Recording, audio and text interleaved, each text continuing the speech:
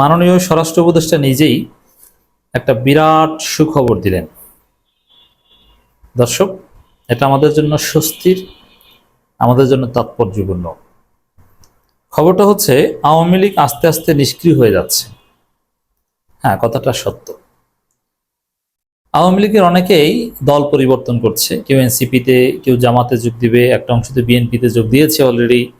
হ্যাঁ, যারা যারা ফৌজদারি মামলার আসামি না, যারা ক্লিন ইমেজের, তারা ক্ষমা চেয়ে যদি কোনো একটা দলে যোগদান করে, ইটস গুড, এই সুযোগ অবশ্যই দিতে হবে। এবং দেখেন, জামাতের উপর যে নির্যাতন চালিয়েছে তার অর্ধেকও আওয়ামী লীগের উপর চালানো হয়নি, 10 ভাগের 1 ভাগও চালানো হয়নি। আওয়ামী লীগের মধ্যে কিছুই করা হচ্ছে না, অথচ আওয়ামী লীগ একদম বিদ্রোহী। অথচ জামাত আওয়ামী লীগ সরকারের বিদ্রোহী ছিল না, তারা জাস্ট নিয়মতান্ত্রিক গণতান্ত্রিক সরকার বিরোধী দল ছিল। যেমন এই যে আওয়ামী লীগের বিচার হয়, এই বিচার কিন্তু সহযোগিতা করছে না আওয়ামী লীগ, মানে তারা পলিটিক্যালি এটা বিরোধিতা করছে, লিগালি এটা মোকাবেলা করছে না। কিন্তু জামাত কিন্তু সেই যুদ্ধাপরাধীদের বিচার বা ট্রাইব্যুনাল বিচারকে অ্যাকসেপ্ট করে কোঅপারেট করেছিল, তারা সেখানে অংশগ্রহণ করেছে, আইনি লড়াই চালিয়েছিল। তো ওটা ছিল একটা গণতান্ত্রিক সিস্টেম। সেই গণতান্ত্রিক দল জামাত তাদের বিরুদ্ধে যে নির্যাতন চালিয়েছে তার 100 ভাগের 1 ভাগ নির্যাতন আওয়ামী লীগের বিরুদ্ধে এই সরকার চালায়নি। যদি চালাতো তাহলে বিপ্লবের পর 5 আগস্টের পর আওয়ামী লীগের কমপক্ষে 20 থেকে 30 হাজার লোক হত্যার শিকার হওয়ার কথা, কিন্তু কিছুই হয়নি। আপনি 100 জন 150 জন মারা হয়েছে এই তালিকাও পাবেন না। নিজেরা মারামারি করে মরেছে এই তালিকা আছে।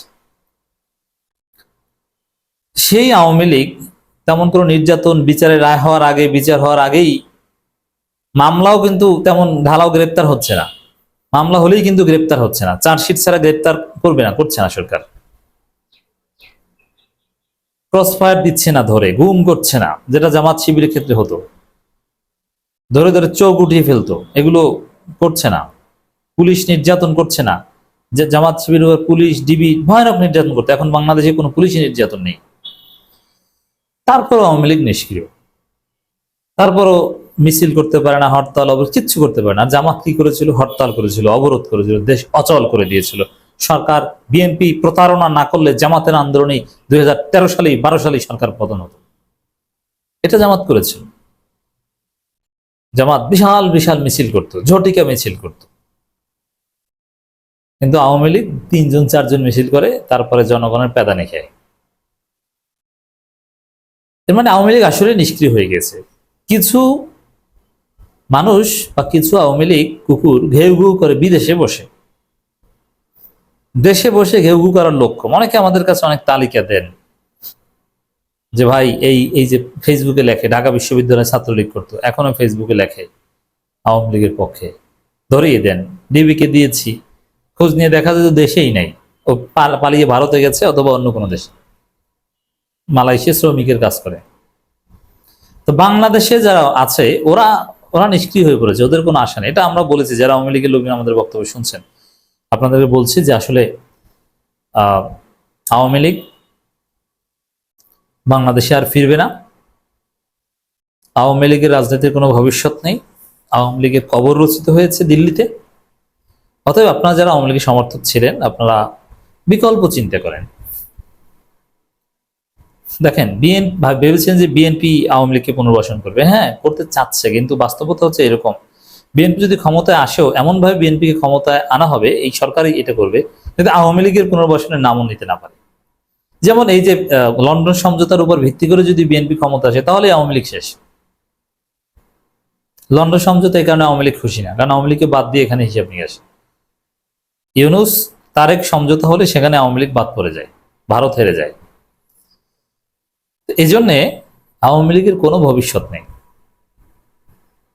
আওয়ামী লীগ দিন দিন নিষ্ক্রিয় হয়ে পড়েছে, এই কথাটা শতভাগ সঠিক কথা। মাননীয় স্বরাষ্ট্র উপদেষ্টা আস্তে আস্তে নিষ্ক্রিয় হয়ে যাচ্ছে।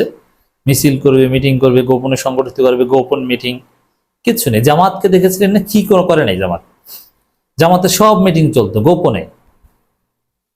আপনি অফিসে করতে দিবেন না, বাসায় করতো, বাসায় করতে দিলে ধরতো, জঙ্গলে করতো, তাও করতে দিবে না। নদীর মধ্যে নৌকায় যে করতো জামাত প্রোগ্রাম, সমুদ্রের মধ্যে যে করতো, কুয়াকাটা কক্সবাজার।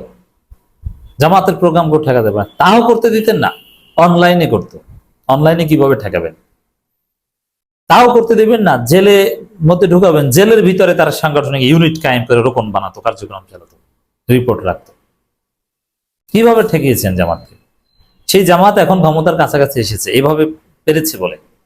আর আওয়ামী লীগ একদম নিষ্ক্রিয়, কিচ্ছু না, এখন জিকির আজগার করছে। কিছু 2-4 জন পাগল ছাগল হাম্বি তাম্বি করছে, কিন্তু যাদের জ্ঞান আছে তারা বুঝে গেছে যে আওয়ামী লীগের আসবে না। এখন এটা জামাত শিবিরের সাথে একটা সম্পর্ক আছে, কি সেটা?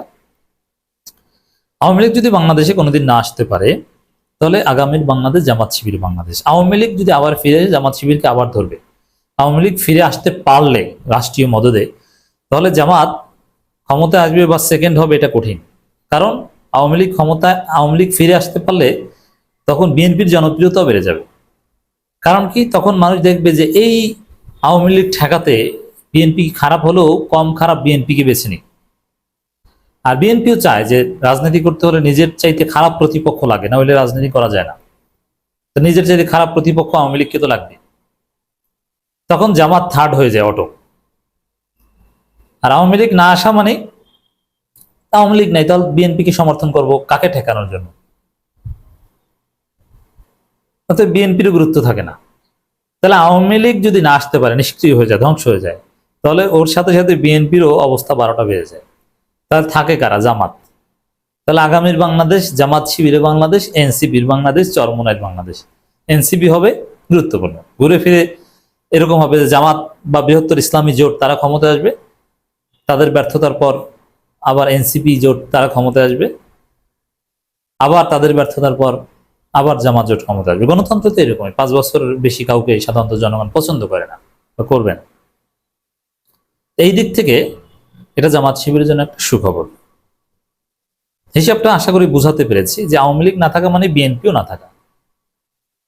আর বিএনপি ওইভাবে থাকলেও অ্যাটলিস্ট জামাত তো বিরোধী দল হলেও তো পরে সরকারি দল। মানে আওয়ামী লীগ না আসাটা এটা ভালো। আর এই মাফিয়া সন্ত্রাস, এরা একটা ক্রিমিনাল অর্গানাইজেশন, তাদের রাজনীতি করার কোনো অধিকার নেই। আর আওয়ামী লীগ যারা ধরে রাখবে, শেখ হাসিনা বা এই গোষ্ঠী, এরা এদের ন্যাচারাল ডেথে যদি সময় হয়েছে, যে কোনো সময় শুনবেন যে ক্যান্সারে, হার্ট অ্যাটাকে এরা মারা গেছে। আওয়ামী লীগ আস্তে আস্তে নিষ্ক্রিয় হয়ে যাচ্ছে বলে মন্তব্য করেছেন স্বরাষ্ট্র উপদেষ্টা লেফটেন্যান্ট জেনারেল অবসরপ্রাপ্ত মোহাম্মদ জাহাঙ্গীর আলম চৌধুরী। বাংলাদেশে আওয়ামী লীগ কার্যক্রম ও ছাত্রলীগ নিষিদ্ধ করা হয়েছে, এরপরও দেখা গেছে দেশের বিভিন্ন স্থানে তারা মিছিল মিটিং করে, যা করেছে ওটা কিচ্ছু না। এ বিষয়ে জানতে চাইলে স্বরাষ্ট্র উপদেষ্টা বলেন, গতকাল ছিল আওয়ামী লীগের প্রতিষ্ঠা বার্ষিকী, তবে আমরা যেমনটা আশঙ্কা করেছিলাম তেমন বড় জমায়েত তারা করতে পারেনি। আওয়ামী লীগ আস্তে আস্তে নিষ্ক্রিয়। হ্যাঁ, প্রতিষ্ঠা বার্ষিকী এটা জনগণ জানেই না, কিচ্ছু করতে পারেনি, তাদের পেজে উল্লেখ করার মতো কিছু নেই। একই সময় আসলে নির্বাচন কবে নাগাদ হতে হবে জানতে চাই, এটা ভিন্ন আলোচনা। মূল হচ্ছে আওয়ামী লীগ সত্যিকার অর্থেই নিষ্ক্রিয় হয়ে গেছে। আওয়ামী লীগ করা হাল ধরার মধ্যে কেউ লোক নাই। যারা এই গত 15 বছর লুটপাট করে টাকা পয়সা ইনকাম করেছিল, তারা এখন জিকির আজগার করছে কিভাবে স্বাভাবিকভাবে মারা যাওয়া যায়। এই রাজনীতিতে ঘুরে দাঁড়াবে ওই ধরনের মানসিকতাই অধিকাংশের নাই। আওয়ামী লীগ নিষ্ক্রিয়, জামাত শিবির বাংলাদেশ।